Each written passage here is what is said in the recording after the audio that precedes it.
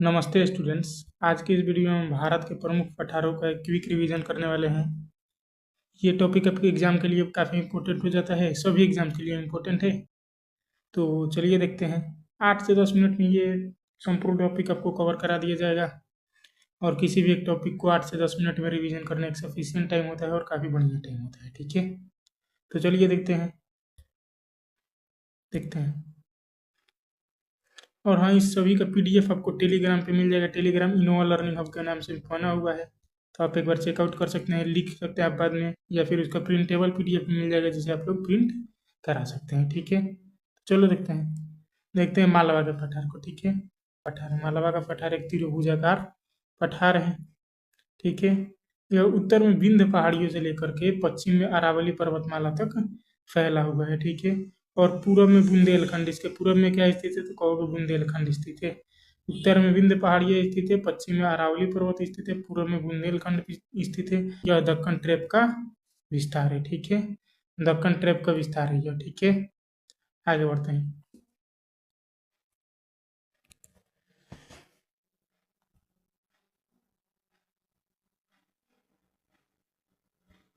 देखते हैं बुंदेलखंड के पठार को। बुंदेलखंड का पठार, ठीक है, तो मैकाल पर्वतमाला के पूर्व में स्थित है ये। ठीक है, मैकाल पर्वत के पूर्व में स्थित है। इसके उत्तर में से सोन नदी निकलती है। बुंदेलखंड के पठार के उत्तर से कौन सी नदी निकलती है तो आप क्या बताओगे? सोन नदी निकलती है। इसके दक्षिण में बलुआ पत्थर और चूना पत्थर का काफी भंडार, बड़ी मात्रा में भंडार पाई जाती है। ठीक है, ये ऊंची घाटियों से घिरा हुआ एक पठार माना जाता है। ठीक है, ऐसा कहा जाता है कि ये ऊंची ऊंची घाटियों से घिरा हुआ एक पठार है। ठीक है, आगे देखते हैं। ये देखते हैं छोटा नागपुर के पठार को। ठीक है, छोटा नागपुर का पठार बुंदेलखंड के पठार के पूरब में स्थित है। छोटा नागपुर का पठार बुंदेलखंड के पठार के पूरब में स्थित है। ठीक है, ये प्रायद्वीपीय पठार के उत्तर पूर्वी विस्तार का प्रतिनिधि करता है। ठीक है, इसका विस्तार कहोगे तो ये झारखंड में पाया जाता है, छत्तीसगढ़ में पाया जाता है, छत्तीसगढ़ के उत्तरी भाग में, पश्चिम बंगाल के पश्चिमी भाग में पाया जाएगा। ठीक है, इसके उत्तर में गंगा और सोन नदी का विस्तार है। इसके उत्तर में गंगा और सोन नदी का विस्तार है, जबकि दक्षिण में महानदी घाटी का विस्तार मिलता है। ठीक है, तो छोटा नागपुर के पठार के बाद आगे देखते हैं अगला टॉपिक, शिलोंग का पठार। ठीक है, शिलोंग का पठार देखोगे तो भारत का उत्तर पूर्वी भाग में स्थित है। ये शिलोंग का पठार किस भाग में स्थित है? कहोगे भारत के उत्तर पूर्वी भाग में स्थित है। इसके उत्तर में ब्रह्मपुत्र घाटी है। ठीक है, इसके उत्तर में कौन सी नदी है? ब्रह्मपुत्र घाटी है। ठीक है, दक्षिण में सुरमा और मेघना घाटी है, और राजमहल की पहाड़ियों के से पृथक होती है। ये शिलोंग का पठार राजमहल की पहाड़ियों से पृथक करती है, राजमहल की पहाड़ियों को पृथक करती है। ठीक है, इसका एक आयतकार खंड है। ये किस खंड में पाया जाता है तो आयतकार खंड में। ये खंड क्यों बोला जा रहा है? क्योंकि ये राजमहल की पहाड़ियों से पृथक हुई है, इसलिए इसको खंड बोला जाता है। राजमहल की पहाड़ियों का ही एक भाग था जो कि पृथक हो चुका है। ठीक है, देखते हैं दक्कन के पठार के कुछ महत्वपूर्ण टॉपिक देख लेते हैं। दक्कन के पठार देखो, दक्कन का पठार एक त्रिभुजाकार पठार है। दक्कन का पठार एक त्रिभुजाकार पठार है। इसके उत्तर पश्चिम में सतपुड़ा और विंध्य पहाड़ियाँ पाई जाती है। ठीक है, उत्तर में महादेव और मैकाल पहाड़ी पाई जाती है, जबकि पश्चिम में पश्चिमी घाट पाई जाती है, पूर्व में पूर्वी घाट पाई जाती है, और इसके क्षेत्रफल लगभग 5 लाख वर्ग किलोमीटर माना जाता है। ठीक है, इसका क्षेत्रफल 5 लाख वर्ग किलोमीटर माना जाता है, याद रखेंगे।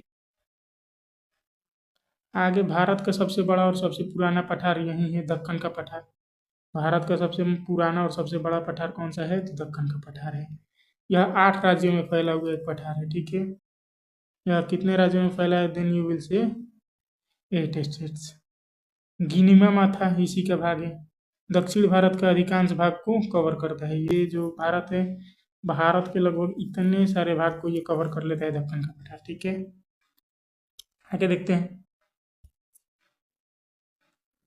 अगला है हजारीबाग का पठार और कर्नाटक का पठार। कर्नाटक के पठार का एक और नाम हो जाता है मैसूर का पठार। ठीक है, तो कर्नाटक का पठार महाराष्ट्र पठार के दक्षिण में स्थित है। महाराष्ट्र पठार के दक्षिण में स्थित है।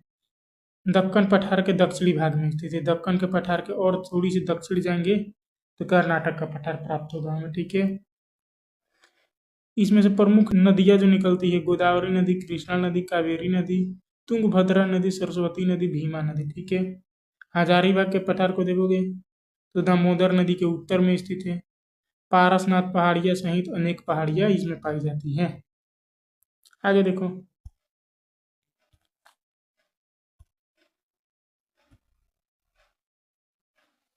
अगला है दंडक अरण्य का पठार। कौन सा पठार? दंडक अरण्य का पठार। इसका विस्तार देखोगे तो इसका विस्तार छत्तीसगढ़, उड़ीसा, आंध्र प्रदेश इत्यादि राज्यों में मिलता है। यह पश्चिम में अबूझमाड़ पहाड़ियों से घिरी हुई है, पूरब में पूर्वी घाट से घिरी हुई है और धारवाड़ चट्टानों से ये निर्मित हुई है। कई बार एग्जाम में पूछ देता है दंडक अरण्य के पठार का निर्माण किससे हुआ है, तो धारवाड़ के चट्टानों से हुआ है। ठीक है। महाराष्ट्र के पठार को देखोगे तो महाराष्ट्र में स्थित है। दक्कन पठार के उत्तरी भाग में स्थित है ये। ठीक है। दक्कन पठार के उत्तरी भाग में स्थित है। इसमें काली मिट्टी, महाराष्ट्र के पठार में कौन सी मिट्टी की अधिकता है, तो कहोगे काली मिट्टी की अधिकता पाई जाती है। महाराष्ट्र के पठार में काली मिट्टी की अधिकता पाई जाती है। तो यहीं तक था हमारा। इसका पीडीएफ आप लोगों को मिल जाएगा टेलीग्राम के ऊपर। ठीक है। टेलीग्राम पे के ऊपर भी मिल जाएगा, व्हाट्सअप चैनल के ऊपर भी मिल जाएगा। इन सभी का नाम है इनोवा लर्निंग हब के ही नाम से मिल जाएगा। इंस्टाग्राम, फेसबुक आप लोग सभी जगह पे फॉलो कर लेना। कई बार कुछ इंपॉर्टेंट ट्रिक्स जो होते हैं इंस्टाग्राम पे डाल दिया जाता है। ठीक है। तो फॉलो कर लेना आप लोग। तो चलिए मिलते हैं अगले वीडियो में। धन्यवाद।